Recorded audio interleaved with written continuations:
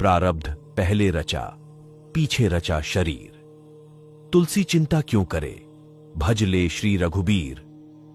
एक साधु थे जो हमेशा ईश्वर के नाम का जाप किया करते थे।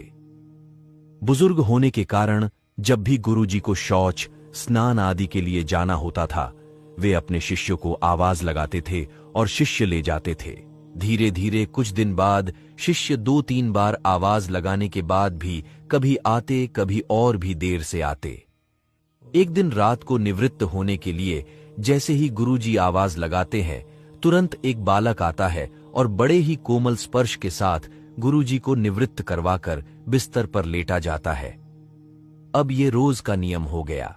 एक दिन गुरुजी को शक हो जाता है कि पहले तो शिष्यों को 3-4 बार आवाज लगाने पर भी देर से आते थे, लेकिन ये बालक तो आवाज लगाते ही दूसरे क्षण आ जाता है और बड़े कोमल स्पर्श से सब निवृत्त करवा देता है। एक दिन गुरुजी उस बालक का हाथ पकड़ लेते हैं और पूछते कि सच बता, तू कौन है? मेरे शिष्य तो ऐसे नहीं हैं। बालक के रूप में ईश्वर ने साधु को अपना वास्तविक रूप दिखाया। साधु रोते हुए कहते हैं, हे प्रभु, आप स्वयं मेरे निवृत्ति के कार्य कर रहे हैं। यदि आप मुझसे इतने प्रसन्न हो तो मुझे इस कष्ट से मुक्ति ही दे दो ना। प्रभु कहते हैं, प्रत्येक व्यक्ति को उसके कर्मों के अनुसार जीवन मिलता है और वह अपने कर्मों का फल भोगता रहता है। यही कर्म फल का सिद्धांत है। प्रारब्ध का अर्थ ही है कि पूर्व जन्म अथवा पूर्व काल में किए हुए अच्छे और बुरे कर्म जिसका वर्तमान में फल भोगा जा रहा हो। साधु कहते हैं कि क्या मेरे प्रारब्ध आपकी कृपा से भी बड़े हैं? क्या आपकी कृपा मेरे प्रारब्ध नहीं काट सकती है? ईश्वर कहते हैं, प्रारब्ध 3 तरह के होते हैं।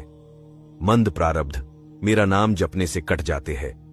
तीव्र प्रारब्ध किसी सच्चे संत का संग करके श्रद्धा और विश्वास से मेरा नाम जपने पर कट जाते हैं, किंतु तीव्रतम प्रारब्ध भुगतने ही पड़ते हैं।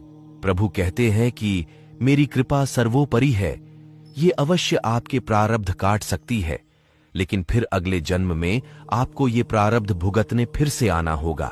यही कर्म नियम है।